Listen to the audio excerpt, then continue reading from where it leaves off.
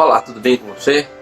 Eu tô aqui hoje para compartilhar contigo a palavra de Deus. Eu sei que foi pago um alto preço, para que contigo eu fosse meu irmão. O texto que eu quero compartilhar com você hoje é o texto de Deuteronômio, capítulo 22, versículo 8. Veja o que diz o texto sagrado. Quando edificares uma casa nova, far-lhe-ás no terraço um parapeito, para que nela não ponhas culpa de sangue, se alguém, de algum modo, cair dela. Recentemente, um dos nossos irmãos, amigos, ele percebeu que estava gripado. A gripe evoluiu ao ponto de ele ficar febril, com dor no corpo, tossindo, e logo no coração dele acendeu um alerta. Havia uma possibilidade clara dele estar contaminado do coronavírus. Sendo assim, ele começou a evitar estar tendo contato direto comigo. Ele que era tão presente na minha casa e eu na dele. As nossas famílias, de fato, são bem unidas. Isso já se vão 9 dias. Um outro amigo nosso esteve aqui ontem. Ele veio trazer um objeto para o meu uso. E quando eu recebi na porta, eu não deixei ele entrar na minha casa. Eu apenas o cumprimentei, já dizendo para ele: olha, eu também estou febril, eu estou com dor de cabeça, eu estou gripado, vocês talvez estejam percebendo, na minha voz está um pouquinho afônica. Então eu também acendi o mesmo alerta e disse: olha, eu não vou te cumprimentar. Apenas peguei o objeto, acendi de longe e ele saiu. Voltamos a conversar depois por outros meios de comunicação. É algo dolorido. Não é tão simples, não é tão fácil. A gente viu recentemente também que alguns médicos, depois de uma jornada de trabalho, chegam em casa e o filho corre para o abraçar e ele bota uma mão e ele diz: meu filho, eu não posso. Uma das cenas que mais me chocou foi do médico que ele caiu de joelhos, chorando. Ele chorou muito por não poder abraçar o seu filho. De fato, esse é um momento muito triste. A gente tem que se isolar, a gente tem que deixar o outro afastado da gente. As pessoas que a gente ama, não estar com elas, não é nada fácil. Mas observe que esse já era um princípio desde o tempo da peregrinação. O povo aqui está de frente à terra prometida. Para essa geração já vai-se aí 40 anos aproximadamente. E agora de fato elas estão próximo a alguns quilômetros de entrar na terra que Deus havia prometido aos seus pais, desde Abraão.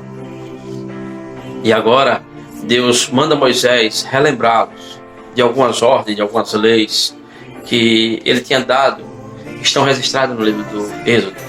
Essa daqui, embora não seja uma repetição exata do que eu li agora lá no Êxodo, lá também tem o mesmo princípio, porque lá no Êxodo está registrado que se alguém abrir um buraco e não tapar, e vindo um animal cair nele, o dono daquele buraco, ele ia ter que pagar ao dono daquele animal pela perda dele. Veja, é o mesmo princípio. Qual é o princípio que está estabelecido aqui? Se lá o responsável pelo buraco, ele tinha que pagar ao dono do animal, aqui Deus está dizendo por ele a mesma coisa. Observe com o mesmo princípio que o texto nos diz: quando você edificar uma casa, quando você construir uma casa, na parte de cima, e aqui é preciso você entender como é que era uma casa no tempo de Moisés. As casas normalmente eram construídas com apenas um cômodo, e alguns construíam uma parte superior que era usada tanto para a agricultura quanto para dormir nas noites mais quentes, como também para grandes banquetes. Era de fato um local social, era um local arejado, com vista ampla, né? Era uma visão panorâmica. Só que esse local deveria ser construído com zelo. Esse local deveria ser construído com segurança. Deus disse para ele: quando você fizer este local, faça uma barreira, coloque um limite, coloque um parapeito para segurança, para evitar que alguém venha cair, e caindo venha morrer na sua casa. Se fosse nossos dias, a gente poderia dizer, sendo nossos dias, a gente poderia dizer: coloca uma grade, coloca uma tela, faz alguma coisa, não deixa o risco da queda ser tão óbvio assim. É o mesmo princípio. Veja, Deus está dizendo para o seu povo que quando eles não seguirem este princípio, o texto vai dizer: não ponhas culpa de sangue. Deus está dizendo que se você não seguir esse princípio, você vai trazer o preço do prejuízo para cima de você. Com isso, de forma muito clara, a gente poderia dizer: você é responsável pela vida daqueles que estão à sua volta. Você é responsável pela segurança. Você é responsável pela saúde. Você é responsável pela vida do outro.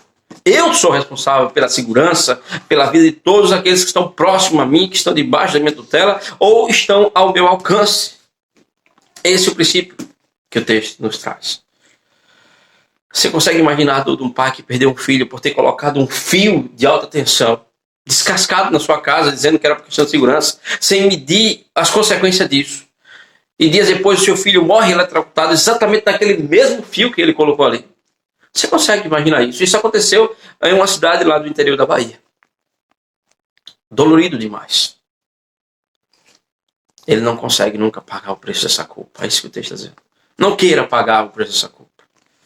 Quando esse meu amigo se isolou de mim, e da mesma forma, quando eu evitei cumprimentar esse meu outro amigo na minha porta, apenas ficando de longe, o primeiro estava dizendo para mim: eu me sinto responsável pela sua saúde, eu não quero correr o risco de passar para você a mesma doença que eu estou. E da mesma forma eu entendi e eu fiz para com esse meu amigo. Uma das coisas que Diana tem mais medido nesses últimos dias é assim: amor, usa máscara. Quando for na padaria, usa máscara. Quando for no supermercado, use a máscara. Porque ela entende de forma muito clara o que está registrado aqui. Eu sou responsável pela vida do outro. O problema não é só eu me contaminar. O problema é eu contaminar o outro. Então que em Cristo Jesus você possa entender isso, que você entenda isso. E entendendo assim, você vive dessa forma. Coloque barreiras. Coloque áreas de proteção. Porque você é responsável pela vida do outro. Eu sei que foi pago um alto preço, para que contigo eu fosse um meu irmão.